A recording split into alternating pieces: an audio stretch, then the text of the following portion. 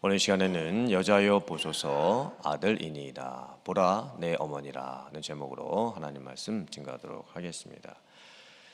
예수님께서 십자가 위에서 하신 7가지의 말씀, 가상칠언 중에서 세 번째 말씀은 요한복음에만 나오는 말씀입니다.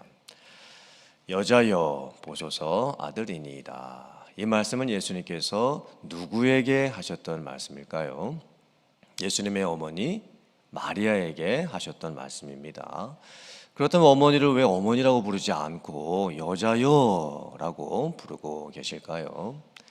사실 헬라어에서 여자여라고 하는 귀나이라고 하는 단어는 상대를 하대하는 낮추는 말이 아닙니다.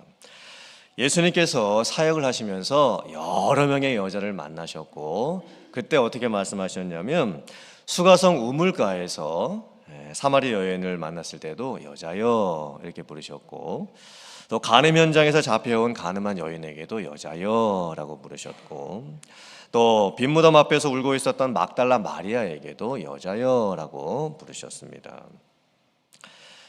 이 여자여라고 하는 호칭은 나이 많은 분에게도 쓰일 수도 있고 나이가 적은 분에게도 쓸 수가 있습니다. 영어 표현도 그렇죠. she라고 하는 표현은 나보다 나이가 많은 분에게도 she, 나보다 나이가 적은 분에게도 she라고 쓸 수 있는 것과 같습니다.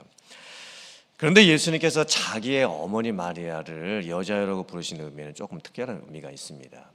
2번 자기 어머니를 여자여라고 부르시는데 첫 번째는 언제 부르셨냐면 가나의 혼인 잔치에서 자기 어머니 마리아를 여자여라고 부르셨습니다. 가나의 혼인 잔치는 예수님께서 공적 사역을 시작하시고 첫 번째 기적을 일으키셨던 사역이었습니다. 그리고 이제 예수님께서 마지막으로 십자가에서 죽으시기 전에 자기의 어머니 마리아를 여자여라고 부르십니다. 그러므로 이때의 여자여의 의미는 예수님께서 아들의 자격으로서 어머니를 부르는 의미가 아니고 예수님께서 그리스도, 메시아, 구원자의 입장에서 어머니를 부르시는 것으로 보아야 합니다. 즉 공적인 사역의 입장에서 이렇게 부르고 계신 것이죠. 여자여 보소서 아들이니이다. 이 아들은 누구일까요? 많은 분들이 예수님이라고 오해를 하십니다. 이 아들은 예수님이 아닙니다. 즉 예수님께서 지금 어머니에게 제가 어머니의 아들입니다 이렇게 말씀하시는 상황이 아닙니다. 아들은 예수님이 아니고 예수님의 제자였던 요한입니다. 요한복음을 기록한 요한입니다. 지금 예수님께서 지금 십자가에 달려 계시고 십자가 밑에는 가족들이 지금 있는데 예수님께서 어머니에게 이렇게 말씀하시는 거예요. 어머니, 이제부터 저의 제자 요한이 어머니의 아들입니다. 그렇다면 이게 무슨 의미일까요? 또 가상칠언의 세 번째 말씀 뒷부분을 보면 보라 네 어머니라는 말씀도 같이 나오고 있죠. 이것은 누구에게 하셨던 말씀일까요? 예수님의 제자 요한에게 하신 말씀입니다. 즉 예수님께서 제자 요한에게 요한아, 이제부터는 나의 어머니 마리아가 너의 어머니가 될 것이다 이렇게 말씀을 하고 계시는 겁니다. 왜 예수님께서 요한에게 이렇게 말씀을 하고 계실까요? 사실 가상칠언 세 번째 말씀은요 조금 해석하기가 어렵습니다. 대표적인 해석 2가지가 있습니다. 첫 번째 해석은 예수님께서 십자가에서 죽으시기 전에 자기의 어머니 마리아를 끝까지 생각하시고 마지막까지 챙기시고 끝까지 염려하시는 아들로서 어머니를 향한 그 효도의 마음으로 해석을 하는 겁니다. 왜 예수님께서 자기의 어머니를 제자 요한에게 부탁을 하고 계실까요? 사실 예수님하고 제자 요한의 관계는요 사촌지간입니다. 지금 예수님의 십자가 밑에 누가 와 있죠? 가족들과 그리고 예수님을 정말 아꼈던 사람들이 와 있습니다. 그렇지 않겠습니까? 누군가 가족이 죽을 것 같은 상황에서 마지막으로 그것을 지키는 사람이 누구이겠습니까? 가족이겠죠. 지금 예수님의 어머니가 와 계시고 또 특별히 예수님의 이모도 와 있습니다. 그 예수님의 이모의 아들이 제자 요한입니다. 그러므로 예수님하고 요한복음을 썼던 제자 요한은 사촌지간이죠. 그런데 왜 예수님께서 제자 요한 사촌에게 자기 어머니를 부탁하고 있을까요? 유대 문화에서는 대가족의 문화였죠. 그리고 사촌지간에도 서로의 아버지, 어머니를 책임지는 문화가 있었습니다. 우리나라 문화에서도 그렇죠. 저의 아버지의 형님을 제가 뭐라고 부르어야 됩니까? 큰아버지라고 부릅니다. 그리고 그 큰아버지 아내 되시는 분을 제가 큰어머니라고 부르게 되는 겁니다. 유대 문화도 비슷했습니다. 그래서 예수님께서 자기의 사촌이었던 제자 요한에게 어머니를 부탁하고 계시는 거예요. 예수님께서 본인도 지금 죽게 되실 상황입니다. 본인의 목숨도 지금 너무나 위태로운 상황입니다. 그런데 예수님께서 끝까지 어머니를 생각하시죠. 어머니를 잊지 못합니다. 어머니에 대한 마음이 간절합니다. 그리고 그 어머니를 부탁을 하는 거예요. 그런데 이 해석을 조금 받아들이기가 어려운 부분이 무엇이냐면 예수님에게 4명의 동생이 있었습니다. 최소한의 4명의 동생, 그리고 6명까지도 있을 수가 있습니다. 왜냐하면 예수님의 어머니 마리아에게는 4명의 아들과 최소한 2명의 딸이 있었기 때문입니다.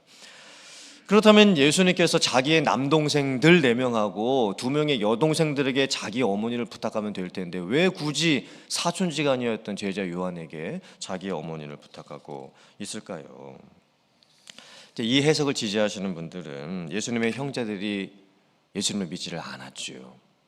그리고 십자가에 달려 있는 그 순간에서도 예수님의 형제들이 다 예수님을 떠났습니다. 지키지 않고 있는 상황입니다.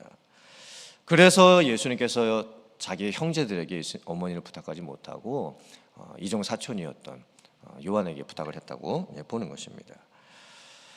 예수님께서 지금 십자가에 달려 계신 상황에서 자기의 어머니를 걱정하시는 것은 분명합니다. 맞습니다.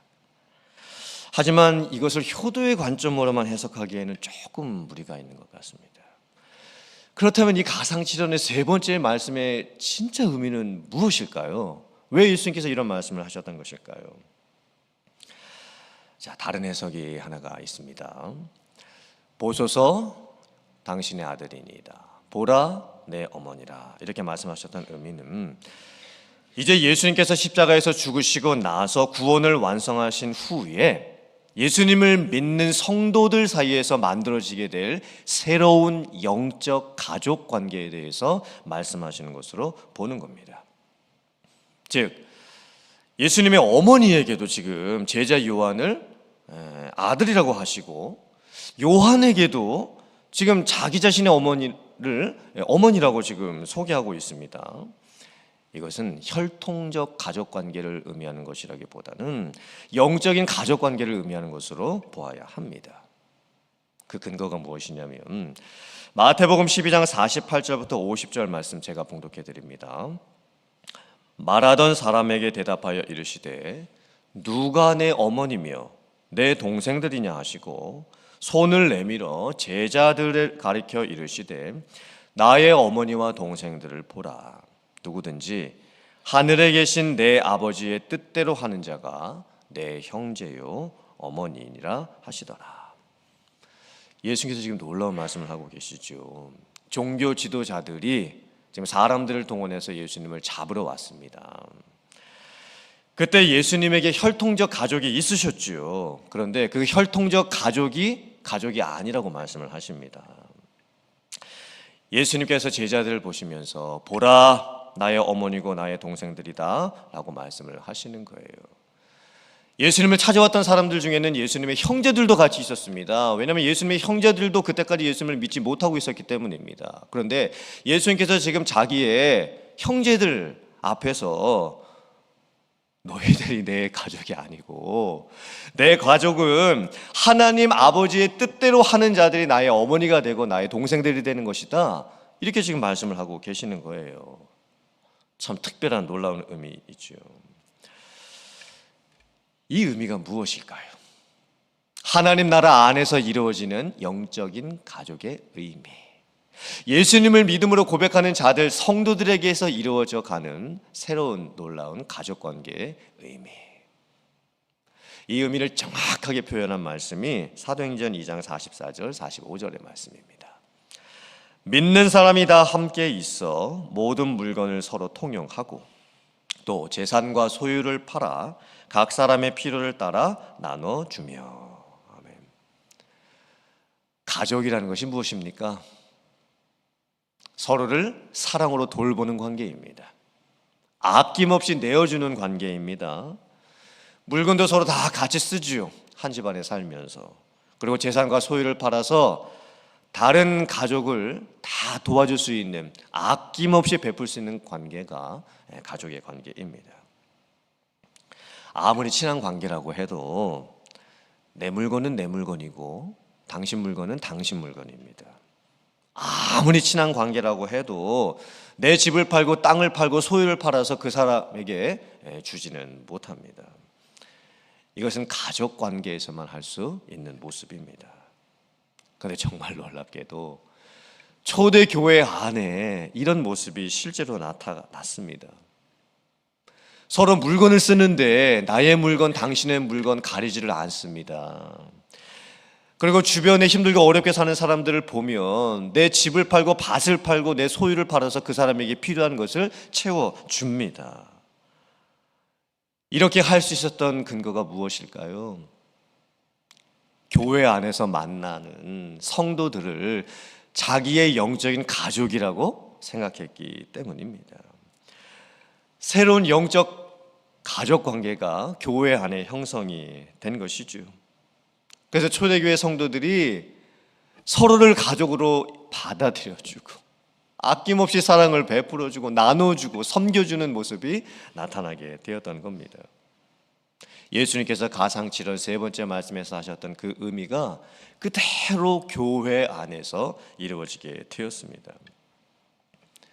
우리들의 관계도 마찬가지지요. 지금 내 옆에 앉아 계신 그분이 나의 영적인 가족입니다. 나의 어머니고 아버지고 나의 형제이고 자매입니다. 교회 안에 있는 우리들의 관계가 얼마나 놀라운 관계입니까? 예수님의 핏값으로 구원받은 성도들의 관계입니다. 우리가 육적인 관계 안에서는, 그냥 인간적인 관계 안에서는 우리가 친해질 수 있는 방법이 하나도 없습니다. 하나 될 수 있는 방법이 전혀 없습니다. 우리는 너무 다를 뿐입니다. 하지만 우리를 이어주는 것이 무엇입니까? 예수 그리스도의 십자가의 보혈의 피입니다. 예수님께서 흘려주셨던 그 보혈의 피 안에서 우리는 하나가 될 수 있습니다. 가족이 될 수가 있습니다. 그러므로 우리가 예수님께서 이루신 그 구원을 통해서 교회가 세워졌다는 이 특별한 의미를 다시 한번 묵상해 보기를 원합니다. 그리고 교회 안에서 우리가 같이 만났습니다. 우리의 관계가 얼마나 놀랍고 특별한 관계가 되었습니까?